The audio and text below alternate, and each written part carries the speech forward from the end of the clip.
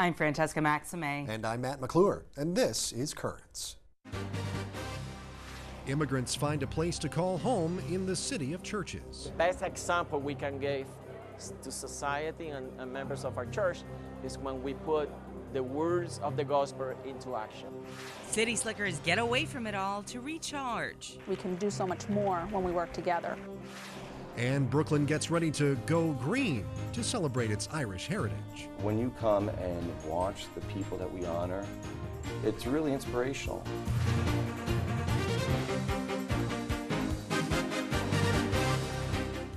Good Wednesday evening, and thank you so much for joining us. Well, according to the latest numbers, there are about 37.5 million immigrants in the U.S., and that is a little more than 12% of the whole population. And according to the Department of Homeland Security, almost a third of those are undocumented. And clearly, the plight of immigrants is a growing concern. Many in the church are working for immigration reform, and earlier this week they gathered with other faith communities to show their support at St. Mary's Church on Manhattan's Lower East Side. Jesus was a fighter. Jesus taught us a lot of things in terms of to care for the brother, to care for other people. The best example we can give to society and members of our church is when we put the words of the gospel into action. And that's what we're doing here. An event like this, a prayer service, which it basically is, for liberty and justice for the immigrant, it's important to recognize other people who are in the same struggle, working for the benefit of immigrants, to see that just laws are passed here in this country for the goodness of everybody. We should be concerned about people being detained, families being split apart, people being shipped away to countries that are not, where they're not going to be able to survive, because there's a lot of the people that are here on refugee status, and it's important for us to be able to take care and be responsible for everyone. This is my home. This is the place where I live, where I grow, where I hope I can have rights to be employed in a job that I can do better for me and for my family. We are here working, we pay taxes, we contribute to the economy, to the social life, to the culture, to the arts, to the science, and we need rights because we are also citizens of this world. Today, we saw in the witnessing and the testimony of some of the immigrants all the beautiful things they're doing. But we are also learning from the suffering. And I think based on the teachings of the church, it is our position to take this stand, to fight for the rights of the immigrants. We have a long tradition in the Catholic Church. Books written, principles given, bishops speaking out. We have all of that in our tradition. We hope that the service that we had here tonight for immigrant justice will move the people who were here to be able to talk to other people, to pass the message on, and also to be able to contact their leaders, their political leaders, so that when the bills come up, they will be able to influence their leaders to pass legislation that it will bring justice to immigration laws. Para ver esta noche, para realizar esta noche, para realizar y continuar esta lucha. We thank all of you, all of the groups. A packed St. Mary's Church on Manhattan's Lower East Side. Yes, and immigration has also been a big part of the debate on health care reform. A word today of a possible move forward in that debate. That and the rest of the day's headlines coming up straight ahead. And a side of Opus Dei you won't see in the Da Vinci Code.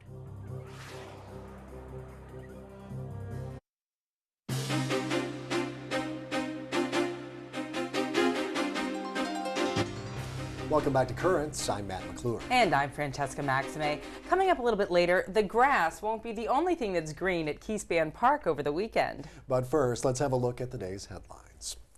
A new proposal for a health care overhaul was revealed today, and taxpayer dollars would not go towards abortions under the new plan. Senate Finance Committee Chairman Max Baucus unveiled the plan today, which calls for a network of member-owned health insurance cooperatives instead of a government-run option. In addition to no abortion coverage, the bill says undocumented workers would not be covered. Even though 3 Republicans worked with Baucus and other Democrats on the compromise legislation, there's little to no Republican support for the bill. But even so, Senator Baucus remains optimistic. But at the end of the day, we all share a common purpose. That is to make the lives of Americans better tomorrow than they are today. And to get health care reform done, which means the time to come for action is now. And we will act. We will act and pass health reform legislation this year. Well, the cost of this new proposal is estimated at $856 billion over 10 years. The bill would require everyone to have health coverage or face possible fines. A New York congressman is stepping into the debate on gay marriage. Manhattan's Gerald Nadler is leading the charge to repeal the Defense of Marriage Act that prohibits same-sex couples from receiving federal marriage benefits. 4 states, soon 5, now recognize gay marriage. A union may be imminent between the Catholic and Russian Orthodox churches. The Catholic Archbishop of Moscow, Paolo Pezzi, says reunification has never been so close, and it could happen soon, within just a few months. At one time, the churches were united, but split more than 1,000 years ago.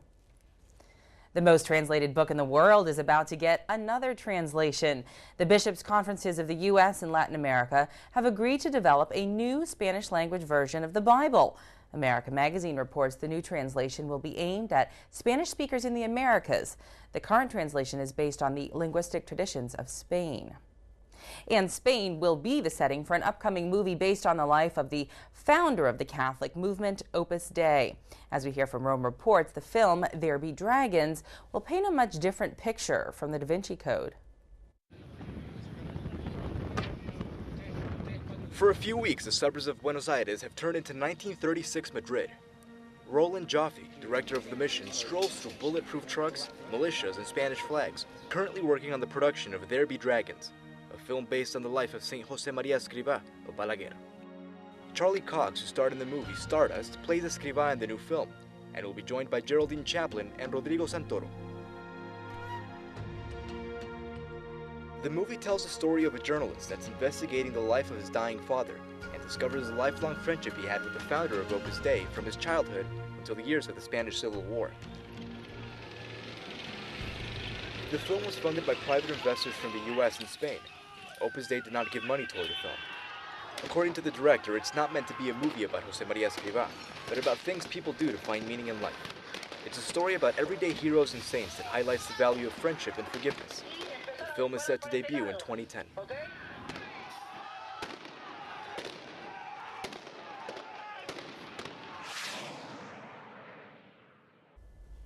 Opus Dei founder Jose Maria Escrivá was declared a saint in 2002. Well, stay tuned. We have much more currents straight ahead. Coming up, going to gray more to pray more. It's a little bit of a different experience than what you get in church.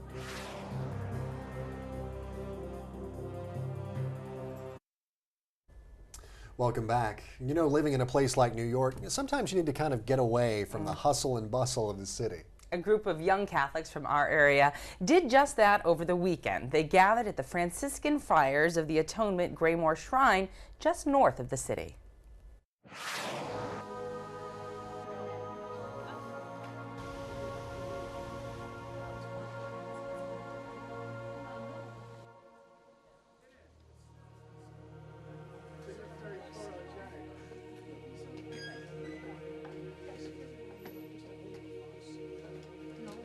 We're here at beautiful Graymore Shrine in Garrison, New York for our 3rd annual Young Adult Retreat.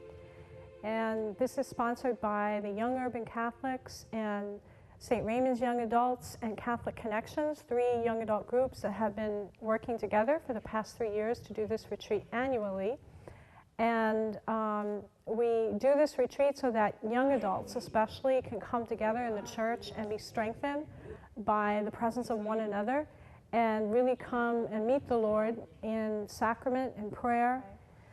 The events of the day, we begin with a praise and worship time with our band, St. Raymond's Worship Band from St. Raymond's Church in the Bronx. And we do praise and worship music with prayer in between and scripture, and it helps everyone to pray and to lift their mind and heart to the Lord and to feel welcomed into the retreat. Then we have our guest speaker, Father Jonathan Morris from Fox News, a Fox News commentator. And then we have lunch. Then we have an optional small group breakout session so that people that want to share on a deeper level will have the opportunity to do that. Hi, my name is Nancy Perez Rodriguez, and I am the founder and director of Young Urban Catholics, which began about 5.5 years ago. And the mission here today is to celebrate a retreat. This is our third one that we do every year in September to kick off our individual groups events. And it started with the idea of working with two other groups, Catholic Connections in Westchester and St. Ray's of the Bronx. Together, we come together to build a larger event that helps us in planning, and all the resources that we pull together. We can do so much more when we work together, which has really been helpful. I like coming to the young adult retreats because I think it's an opportunity to have a chance to quietly reflect and meditate and listen to the words that Sister is saying. And it's a little bit of a different experience than what you get in church, something different than the normal worship that can actually get you thinking, because sometimes if all you do is church worship, that can get routine, and sometimes you find that you're not really listening to what's being said sometimes. So this is a little bit of a change of routine, and it's a different type of worship, and I find it enjoyable. I just came through major surgery. My last thought before going through surgery was, I hope I wake up from this. And this is my first outing that I've been on, and I'll tell you what gratitude I had just waking up this morning, just to be here. So I thank the Lord for giving me this opportunity. Young urban Catholics in a bit more rural setting, and it is often so much nicer to be able to meditate, to pray in a place that's a little more quiet. Mentally and spiritually, you can kind of connect a little more sometimes. And clear your head and everything. And I thought that the one gentleman there had a good thought about, maybe going to Mass or going to church or whatever, your worship experience may be on a weekly basis. It might kind of all start to sound the same, or you might not be quite as moved by it. Kind of getting away for a weekend and having a little bit different experience is good, because it allows you to kind of step outside what you've been doing and what's kind of become the norm. Yeah, it's augmenting and adding to something. It's not really taking anything away. Yeah, Absolutely. It's nice that the kids can get together too, because it's nice to be with like company too. At church, maybe there's not quite so much the same age group all the time, and they can be together with their own age. Yes, be together with their own kind. Those crazy kids. Those whippersnappers. Oh my goodness. Well, stay tuned. We've got much more Currents coming up straight ahead. Coming up, why all of Brooklyn will be Irish this weekend. You'll find the best corned beef and cabbage. Sure. You'll find some of the best spirits available.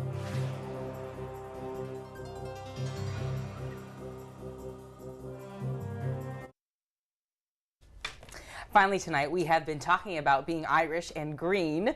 Well, not really all that green.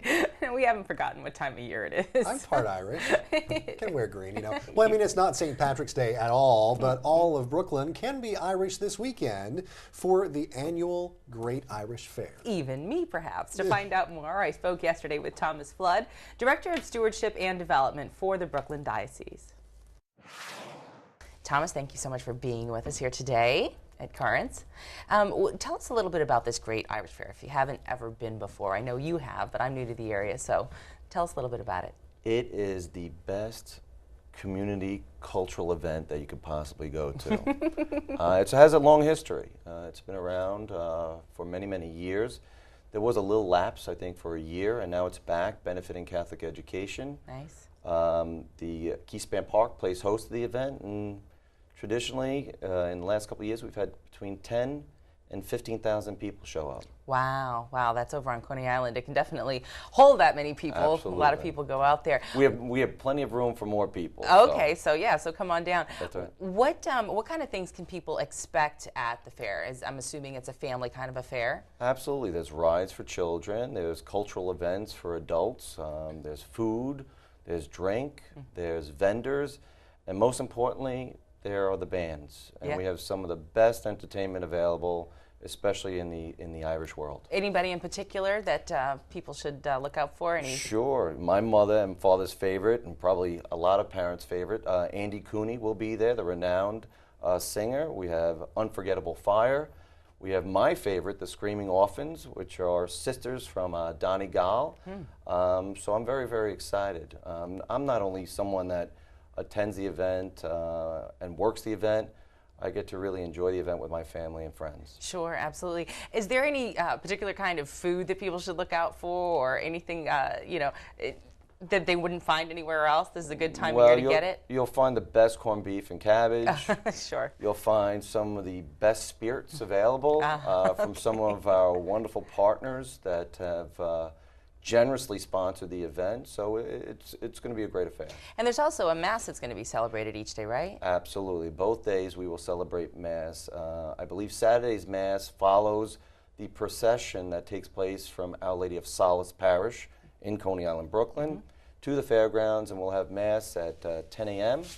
And then we walk over to the grandstand where the honors are bestowed on our very, very special people who are instrumental in what goes on in New York City, especially in the area of education. Well, along those lines, obviously the money goes to benefit Brooklyn Catholic school system. Tell us a little bit about how that money is used, and particularly what your organization does with some of the funds that are raised. I mean, I have the privilege and the honor of representing the Alive and Hope Foundation as its executive director.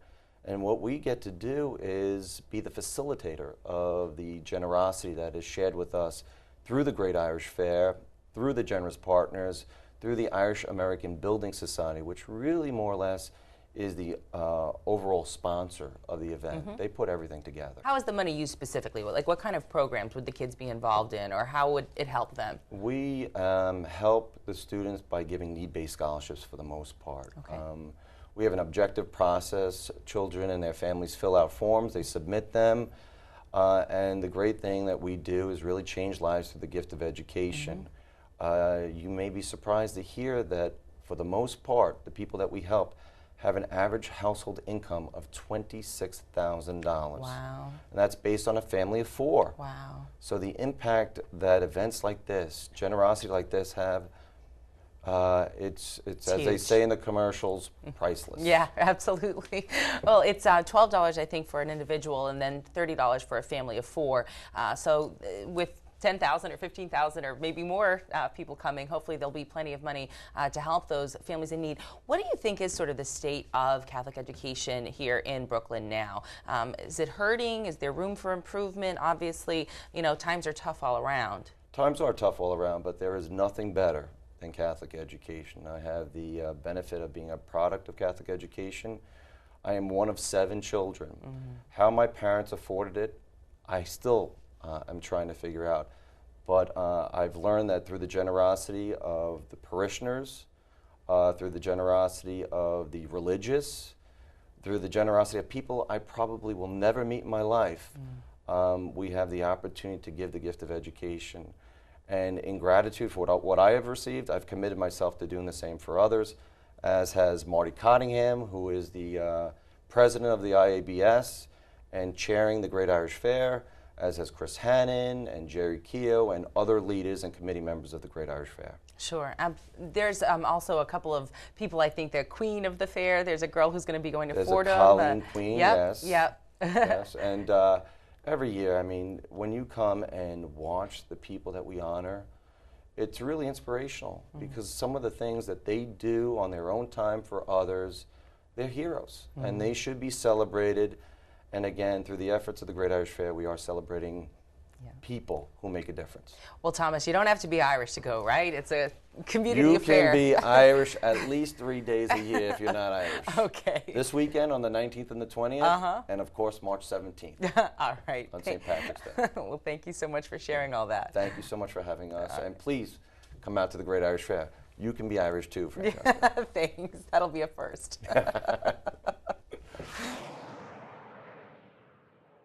That is Thomas Flood, the Director of Stewardship and Development for the Brooklyn Diocese. I'm not Irish, you are. Part Irish and part Scottish, and I don't know what that says about me, but you know, no, I'm extremely proud of my heritage, and I will be out there this weekend. You going to check out the corned beef and cabbage? I will definitely do it. I will check out the corned beef and cabbage and all the other great food. The spirits. Well, you know, and I'm telling you, there's food there, so you know I'm going to be there. Yeah, well, you and Lino. Right. One of the things that we did mention is I think they have Irish step dancing too. You know, that I don't even know how, clogging, I don't even know the technical term for it. But you've seen it before, and that would be exciting to see. I'd love to see that live. Maybe I could go and take part in it. Since I couldn't do the stepping that we talked about yesterday. No. Maybe I could do that. And then there's the Screaming Orphans. From Donegal, as he said. There's a nice band for you there. I don't know, maybe Carmel Quinn will show up. Maybe she will. She could. Her Irish eyes are smiling, so, you know, maybe she will be there. It looks like a great community event, and there are a couple of masses that'll be celebrated, too, so that should be fun. Right. Well, it should be very good. We'll go check it out. Maybe we can, I don't know, put some lighter makeup on Francesca and she'll pretend to be Irish. Well, that's it for this edition of Currents, now that I can open mouth and insert foot. Tomorrow, it isn't just children who are back in school. Meet some adults who are learning to be leaders in the church.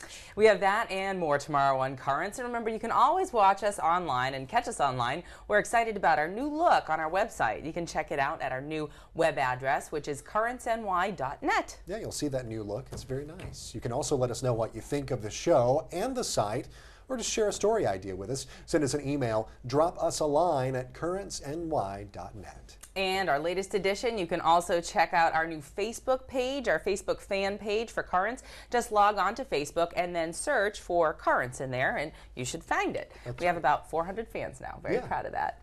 So for all of us here, I am Francesca Maxime. And I'm Matt McClure. Thank you so much for watching. Have a great night.